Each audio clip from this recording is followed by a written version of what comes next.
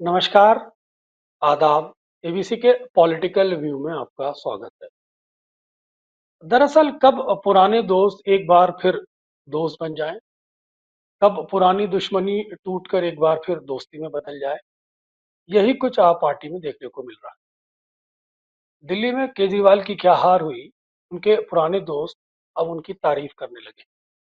हम बात कर रहे हैं यहाँ खास तौर से योगेंद्र यादव की, जो एक बड़े बुद्धिजीवी नेता माने जाते हैं, जिनकी राजनीतिक पकड़ बहुत अच्छी है, जिनकी राजनीतिक समझ का पूरा हिंदुस्तान कायल है।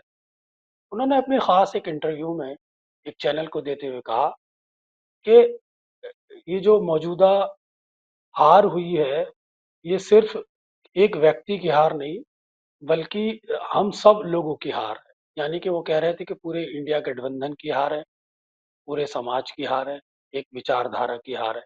और उनका ये भी कहना था कि जो दिल्ली के अंदर जो मार्जिन है वो बहुत कम है, 3.5% का मार्जिन है।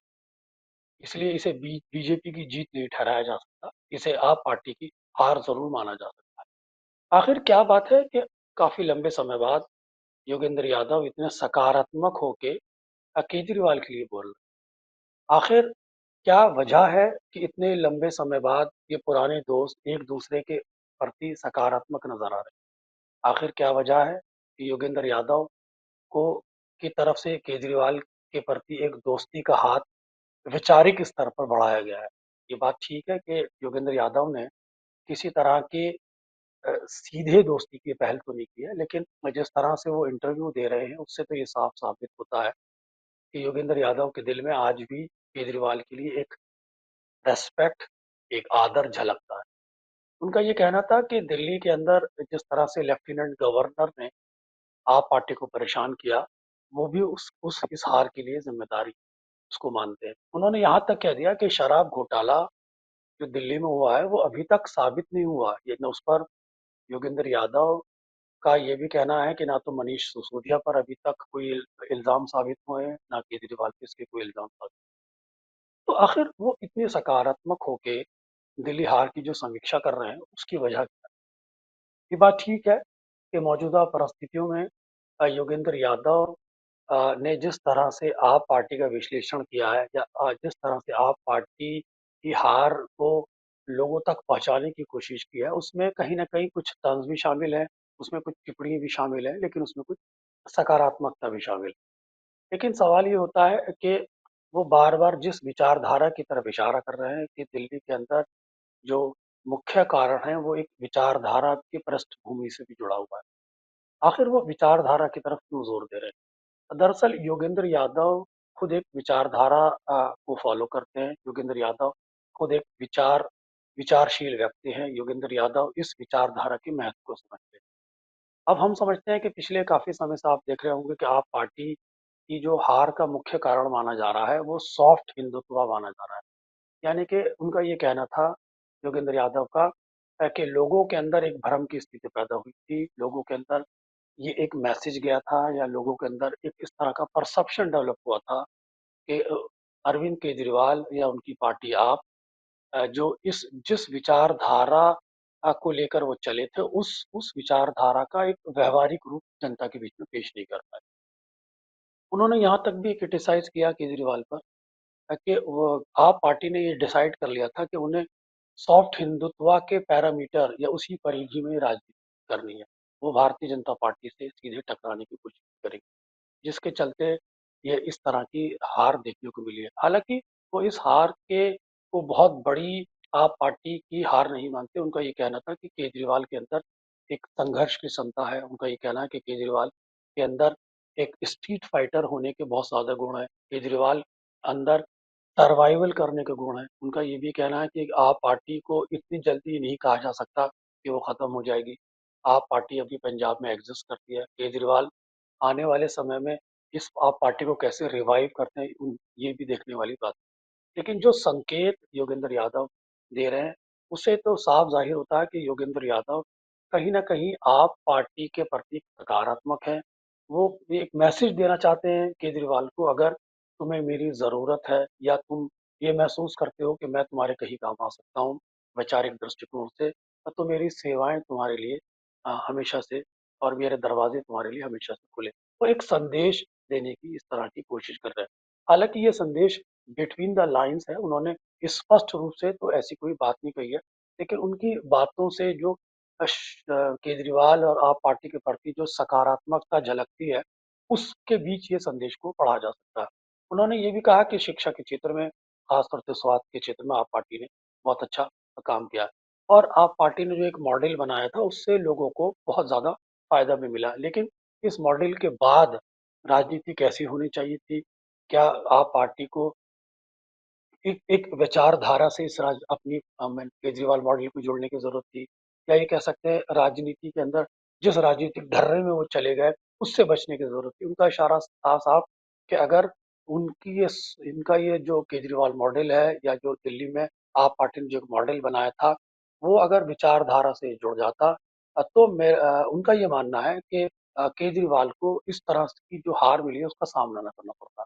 ये बात ठीक है कि मौजूदा परिस्थितियों में वो एक केजरीवाल को संकेत भी दे रहे हैं, केजरीवाल को एक मशवरा भी दे रहे हैं, केजरीवाल को एक आगाह करने की भी कोशिश कर रहे हैं कि मौजूदा देश के अंदर जो एक राइट विंग फोर्सेस की चुनौती जिसको सभी लोग मानते हैं, खासतौर से कांग्रेस या कांग्रेस के घटक दल या राइट विंग फोर्सेस के खिलाफ जितनी भी पार्टियां खड़ी हैं, जिसमें एक सेकुलर गुट माना जाता है, या सामाजिक पृष्ठभूमि वाला ग्रुप माना जाता है, या सामाजिक न्याय की राजनीति करने वाला ग्रुप माना जाता है, या आरक्षण की राजनीति करने वाला ग्रुप माना जाता है, या कहिए कि पिछड़ों की, वंचितों की, दलितों की, आदिवासियों की राजनीति करने वाला ग्रुप माना जाता है। वो उनकी तरफ इशारा करते हुए योगेंद्र यादव का कहना है कि देश के अंदर जो मौजूदा हालात हैं, वो एक बड़ी चुनौती है। इसलिए हम सब लोगों को एक मिलकर काम करने की ज़रूरत है। एक दूसरे के विरोध से बचने की ज़रूरत है, एक दूसरे पर उँगली उठाने की से बचने की ज़रूरत है, एक साथ मिल के चलने की ज़रूरत है,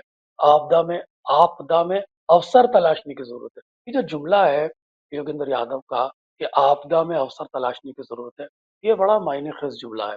इसके बहुत सारे अर्थ निकाले जा सकते हैं। दरअसल आपदा में अवसर कैसे तलाशा जाता है? आपदा में अवसर एकजुट होके तलाशा जाता है। आपदा में अवसर अपने पुराने सहयोगियों को अपने साथ लाके तलाशा जाता है। आपदा आपदा में अवसर अपने पुरानी दुश्मनी को ख़त्म करके तलाशा जाता है। आपदा में अवसर अपने पुराने दोस्तों को साथ एक तालमेल स्थापित करके तलाशा जाता है। आपदा में अवसर एकजुट होके तलाशा जाता है। तो ये इशारा था जिसमें योगेंद्र यादव खुद भी शामिल है। वो इशारा बार-बार कर रहे हैं कि मेरी सेवाएँ उस वैचारिक दृष्टिकोण से आप पार्टी के लिए हमेशा से समर्पित हैं। अगर आप पार्टी मेरा उपयोग करना चाहती है इस दृष्टिकोण से, तो मेरी मेरी जो भी उपयोगिता है, मैं उसके लिए केजरीवाल के साथ खड़ा मिलूँगा। वो एक इशारा कर रहे हैं बातों-बातों में। स्पष्ट रूप से तो नहीं कह रहे, क्योंकि ये तो अब केजरीवाल पर निर्भर करता है कि केजरीवाल इस इशारे को किस तरह से समझते हैं, केजरीवाल इस इशारे पर किस तरह से रिस्पॉन्ड करते हैं। क्योंकि मौजूदा समय में जो केजरीवाल के सामने चुनौतियाँ हैं, उनके लिए ज़रूरी है कि वो अपने पुराने दोस्तों को जोड़ें। कुछ इसमें योगेंद्र यादव हैं, प्रशांत भूषण हैं, जिन्होंने समय-समय पर देश के अंदर बहुत सारे महत्वपूर्ण मुद्दों पर एक लड़ाई लड़ी है, चाहे वो लीगल बैटल हो, चाहे वो राजनीतिक लड़ाई हो, जिसको योगेंद्र यादव ने भी लड़ा है। योगेंद्र यादव की राजनीतिक क्षमता या उनकी राजनीतिक ऑब्जर्वेशन की पूरी दुनिया कायल है। 2024 के अंदर जब पूरे देश के एग्जिट पोल कुछ और इशारा कर रहे थे, उस समय योगेंद्र यादव का जो ऑब्जर्वेशन था 2024 के आई मीन राजनीति पर, या 2024 के चुनावी परिणामों पर, वो सबको चौंकाने वाला था। उसमें योगेंद्र यादव सही साबित हुए थे और एग्जिट पोल धराशायी साबित हुआ। योगेंद्र यादव से मुझे भी समय-समय पर अक्सर बात करने का मौका मिला है। मैंने भी उनकी अक्सर प्रेस कॉन्फ्रेंसेज़ अटेंड की हैं। मैंने भी समय-समय पर उनसे राजनीतिक कार्यक्रम में या प्रेस वार्ता में बात की है। तो योगेंद्र यादव एक सुलझे हुए व्यक्ति हैं। योगेंद्र यादव एक विचारधारा वाले व्यक्ति हैं। आज वो एक राजनीतिक पार्टी को का रिप्रेज़ेंट भी करते हैं। लेकिन वो समय-समय पर आपने देखा होगा कि कांग्रेस के साथ भी समय-समय पे खड़े आए। वो राहुल गांधी से भी समय-समय पर विचार-विमर्श करते रहते हैं राजनीति को लेकर। तो उनका पूरा मकसद यही है कि देश के अंदर जितनी भी सेक्युलर विचारधारा वाली पार्टी हैं, वो सब एक प्लेटफ़ॉर्म पर आएँ। योगेंद्र यादव इसके लिए समय-समय पर कोशिश भी करते रहते हैं। वो ये भी कहते हैं कि जिस तरह से कांग्रेस और आप पार्टी के बीच में जो झगड़े देखने को मिले चुनाव के दरमियान, उनको अब दूर करने की ज़रूरत है, एकजुट आने की ज़रूरत है, इंडिया गठबंधन को एक साथ खड़ा करने की ज़रूरत है। उसमें उनकी जो भूमिका हो सकती है, कांग्रेस और आप पार्टी के बीच में जो रिश्ते खराब हुए हैं, अगर उनमें वो कोई भूमिका निभा सकते हैं, वो संदेश के माध्यम से लोगों को बताना चाहते हैं। जिस तरह से उनके इंटरव्यूज़ में बातें देखने को मिल रही हैं, वो इसी ओर इशारा करती हैं कि योगेंद्र यादव एक सकारात्मक विचार के साथ आई मीन आप पार्टी को एक संदेश भी दे रहे हैं कि आने वाले समय में उन्हें अपनी राजनीति में बहुत सारे परिवर्तन करने की ज़रूरत है। उनका इशारा पंजाब की तरफ भी है कि पंजाब में भी विचारधारा को एक महत्व देने की ज़रूरत है, क्योंकि आने वाले समय में पंजाब की राजनीति भी उन आप पार्टी का मुकाबला कांग्रेस से होना है और लॉन्ग टर्म में आप पार्टी का मुकाबला या कांग्रेस का मुकाबला भारतीय जनता पार्टी से होना है। क्योंकि भारतीय जनता पार्टी भी लॉन्ग टर्म में शिरोमणि अकाली दल पे बहुत समय तक निर्भर नहीं होती हो सकती। वो भी चाहेगी कि पंजाब में उनको भी एक रास्ता मिले। तो वो एक लॉन्ग टर्म स्ट्रैटेजी पर चल रही है, लॉन्ग टर्म एक रोड मैप को साध के चल रही है। तो पंजाब भी काफ़ी महत्वपूर्ण है।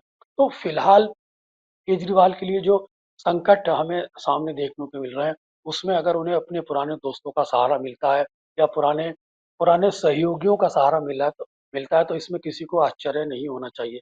क्योंकि ये राजनीति है, कब पुराने दोस्त एक बार फिर मुलाकात कर लेते हैं, हाथ मिलाते हैं, कब पुराने दुश्मन राजनीति के चलते दोस्त बन जाते हैं और कभी कब अच्छे दोस्त राजनीति के चलते दुश्मन बन जाते हैं। तो ये राजनीति के उतार-चढ़ाव हैं, ये राजनीति के शेड्स हैं। जिनको हम नकार नहीं सकते। तो जिस दृष्टिकोण को बार-बार योगेंद्र यादव ने अपने टेलीविज़न इंटरव्यूज़ में या अपने डिजिटल प्लेटफ़ॉर्म के इंटरव्यूज़ में रखने की कोशिश किया, उसको हमने बिटवीन द लाइन्स पढ़ने की कोशिश किया। उसमें एक संदेश ये भी है जिसकी तरफ मैंने आपको इशारा किया है कि योगेंद्र यादव फिलहाल केजरीवाल के प्रति एक सकारात्मक रुख रखते हैं। उनका ये कहना है कि अब जो पुराने पास्ट हो चुका है या जो पूर्व में बीत चुका है उसे छोड़ के नए दृष्टिकोण से सोचने की ज़रूरत है। नए स नए विचार के साथ सोचने की ज़रूरत है और वो सब लोग जो एक देश के अंदर परिवर्तन की राजनीति करना चाहते हैं, एक नया रोड मैप रखना चाहते हैं, एक देश की राजनीति में भारतीय जनता पार्टी के सामने विकल्प रखना चाहते हैं, उन सभी घटक दलों को, उन सभी वैचारिक विचारधारा वाली पार्टियों को, उन सभी नेताओं को एक साथ आने की ज़रूरत है। उसका इशारा साफ है कि इन परिस्थितियों में के कांग्रेस और केजरीवाल को भी साथ आने की ज़रूरत है और जो दिल्ली के बाद दिल्ली चुनाव में जो इंडिया गठबंधन में जो बिखराव देखने को मिला था, उनको भी एकजुट होने की ज़रूरत है। उनका साफ कहना था कि मध्य प्रदेश में जिस तरह से हमें रिज़ल्ट देखने को मिले, राजस्थान में रिज़ल्ट जिस तरह देखने को मिले, हरियाणा में जिस तरह से रिज़ल्ट देखने को मिले, महाराष्ट्र में रिज़ल्ट देखने को मिले, ये आने वाले समय में नहीं दोहराया जाना चाहिए।